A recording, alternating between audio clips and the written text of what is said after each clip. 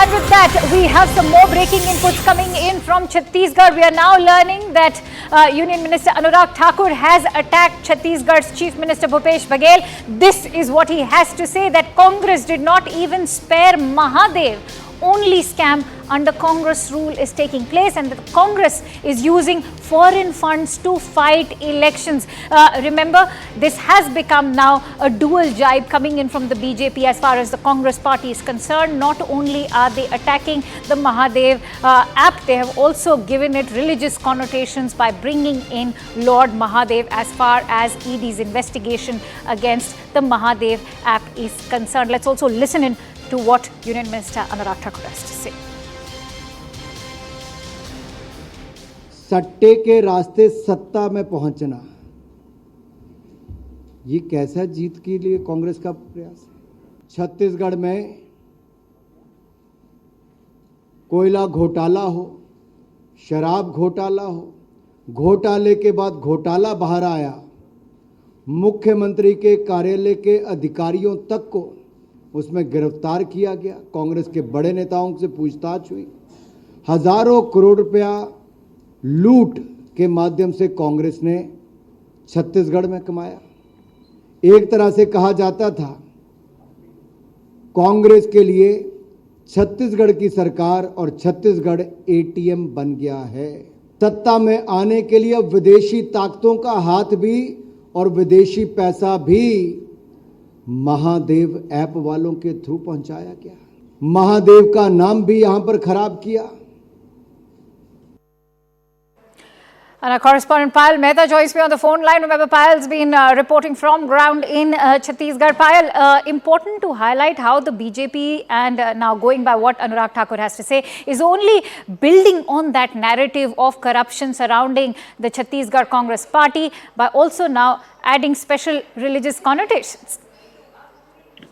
These are the Hindi hard belt, and where of course religious elements, especially Hindutva, are extremely important. And for every right-thinking individual, Shiv is the god of power. He's a god of the truth as well. And obviously, the Congress party is not bothered to even, care for the reputation anymore by even choosing, Lord Shiv is what the BJP has been saying. And right from Prime Minister Narendra Modi to, of course, Minister Anurag Singh Thakur speaking on the same line.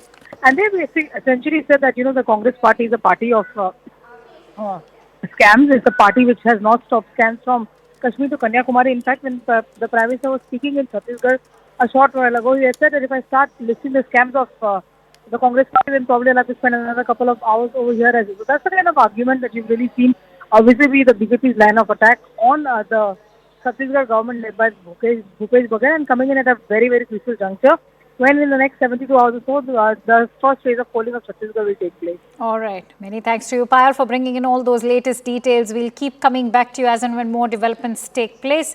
In the meantime, let me also play out Prime Minister Modi's reaction, because remember, he launched a sharp attack on Bhupesh Baghel and the Congress party in Chhattisgarh. Listen to what he had to say. Chhattisgarh की कांग्रेस सरकार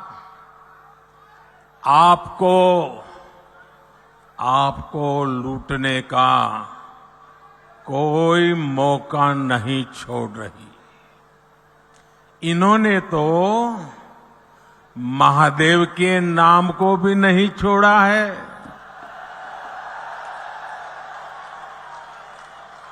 दो दिन पहले ही रायपुर में बहुत बड़ी कार्रवाई हुई है। रुपयों का बहुत बड़ा ढेर मिला है। लोग कह रहे हैं कि ये पैसा सट्टेबाजों का है, जुए का खेल खेलने वालों का है, और जो उन्होंने छत्तीसगढ़ के गरीबों को, छत्तीसगढ़ के नौजवानों को, उनको लूट करके जमा किया हुआ है। मोदी को तो ये कांग्रेसी दिन रात गालियां देते हैं। हर दिन मैं 2-2.5 किलो गालियां खाता हूं,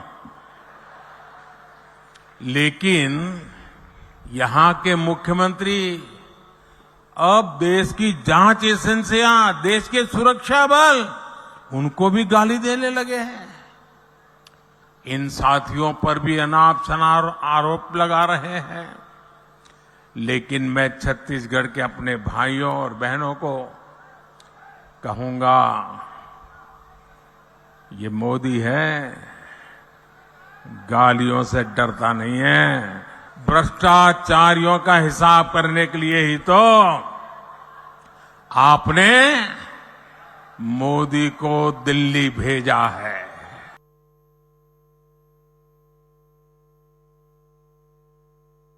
इससे बड़ा मजाक और क्या हो सकता है कि आप किसी सूबे के मुख्यमंत्री पे किसी आदमी से मार पीट के या दबाव डाल के बुलवा दो, मैं किसी को पकड़ लूँ और बोल दूंगा यदि प्रधानमंत्री का नाम लेने के लिए, तो क्या प्रधानमंत्री पूछताछ करेंगे? मतलब किसी की इज्जत उछालना बहुत आसान है। 508 करोड़ रुपया की लेन देन हुआ है। इसका मतलब ये हो गया कि छत्तीसगढ़ का मुख्यमंत्री अब जुआ सट्टा महादेव ऐप वालों से भी पैसा लिया है।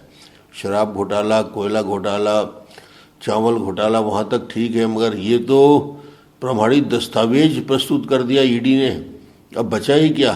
किसी राज्य के मुख्यमंत्री के लिए इससे ज़्यादा शर्मनाक बात और क्या हो सकती है कि प्रमाण के सहित दस्तावेज में 508 करोड़ लेना बताया गया है और असीम दास की गिरफ्तारी होती है, 5 करोड़ 7 लाख रुपए उसके पास जब्त होते हैं, वो नाम बताता है और वहाँ तक पहुँच होती है। तो अब तो मामला बिल्कुल सामने आ गया, स्पष्ट हो गया। सत्ता में रहकर सट्टा का खेल छत्तीसगढ़ कांग्रेस नेतृत्व का एक बहुत बड़ा चेहरा बन चुका है। कल भूपेश बघेल जी के खिलाफ कुछ चौंका देने वाले तथ्य देश के सामने प्रस्तुत हुए हैं। असीम दास नामक एक व्यक्ति से 5 करोड़ 30 लाख से ज्यादा पैसा बरामद हुआ है। क्या ये सत्य है कि कांग्रेस के नेताओं को छत्तीसगढ़ में शुभम सोनी के माध्यम से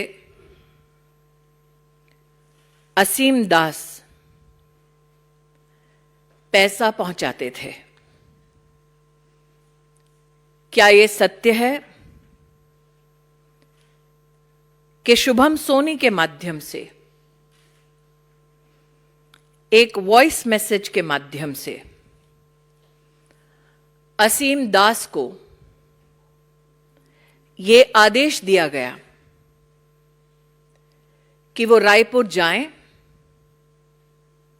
और बघेल को चुनाव के खर्चे के लिए पैसा दे? छत्तीसगढ़ में भारतीय जनता पार्टी भुखलाई हुई है, घबराहट में है, अत्यंत परेशानी में है, क्योंकि उन्होंने साफ देख लिया है कि छत्तीसगढ़ की आम जनता स्पष्ट रूप से बहुमत कांग्रेस को ही देने वाली है।